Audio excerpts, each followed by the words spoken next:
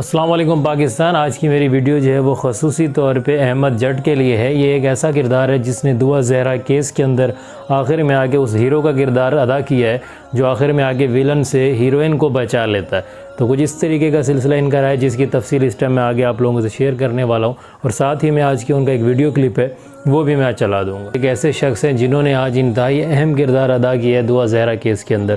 جیسا کہ سب دیکھ رہے ہیں کہ دعا زہرا واپس پہنچ چکی ہیں۔ وہ بہت ایک طویل عرصے کا ایک سفر چلا۔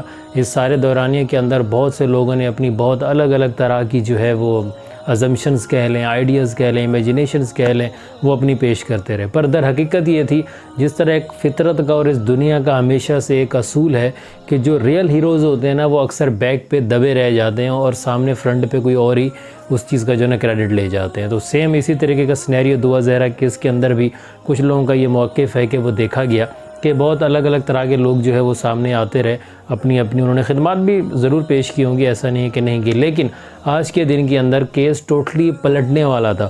پلٹتے پلٹتے اس کو جس انسان نے کیس کو روکا، سنبھالا، اس بچی کے کیس کے اوپر وہ ڈٹا رہا۔ وہ وکیل ہیں، بڑے ینگ لائر ہیں اور بہت زیادہ پیشن بھی رکھتے ہیں اپنے اندر وکالت کو لے کے۔ تو انشاءاللہ امید ہے کہ ان فیوچر بھی وہ اس طرح کے کیسز کے اندر اپنا ایک رول پلے کرتے رہیں گے۔ جب بنیادی بات یہ ہے کہ دعا زہرا کیس کے اندر اگر آپ خصوصی طور پہ دیکھیں نا تو یہ کیس اس ٹائم ایک پورے ملک کے کلچر کا کیس بن چکا ہے کہ اس ملک کے اندر کلچر کیا چل رہا ہے۔ اور میں اگین وہی چیز ریپیٹ کروں گا جو میں پہلے بھی کئی بار کر چکا ہوں کہ دیکھیں ہمیں اگر سیریسلی اس طرح کے مسئلوں کو ختم کرنا ہے تو انہیں جڑ سے اکھاڑنا پڑے گا۔ نہ صرف یہ کہ اوپر اوپر سے ہم لوگوں نے ایک سلسلہ کر لیا اور پھر جو ہے معاملات ویسے ہی چلتے رہے۔ اب جڑ سے اکھاڑنے کے لیے کیا کرنا پڑے گا کہ قانون جو ہے نا وہ 17-18 سال کے اوپر لاگو نہیں ہونا چاہیے۔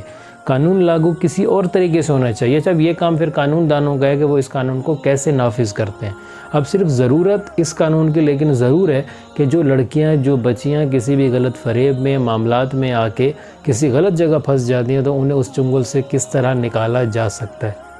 کوئی نہ کوئی سیف ہینڈ جو ہے وہ لڑکیوں کے لیے بھی ہونا چاہیے، والدین کے لیے بھی کچھ نہ کچھ ایک سیفٹی پوائنٹ ہونا چاہیے۔ والدین جو ہے نا وہ بہت زیادہ تکلیف اٹھاتے ہیں اپنی اولاد کے لیے، اور خاص طور پہ ہم نے اپنے گھروں میں بھی دیکھا ہے، آپ نے بھی اپنے گھروں میں دیکھا ہوگا کہ جو بچیاں ہوتی ہیں نا، بیٹیاں ہوتی ہیں یا جو عورتیں ہوتی ہیں گھر کی، ان سے ہمیشہ تھوڑا سا نا لگاؤ، انسیت، محبت، کیئر یہ تھوڑی ایکسٹرا ہی ہوتی ہے۔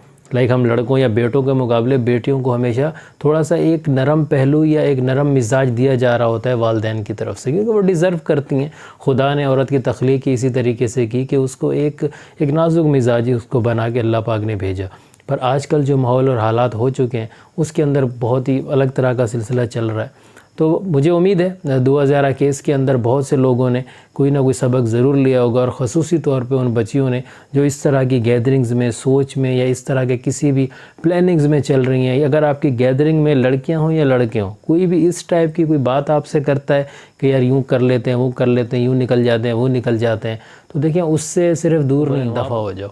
تو اس طرح کے معاملات سے خود کو جو ہے نا جتنا ہو سکے آپ دور رکھیں۔ Thank you.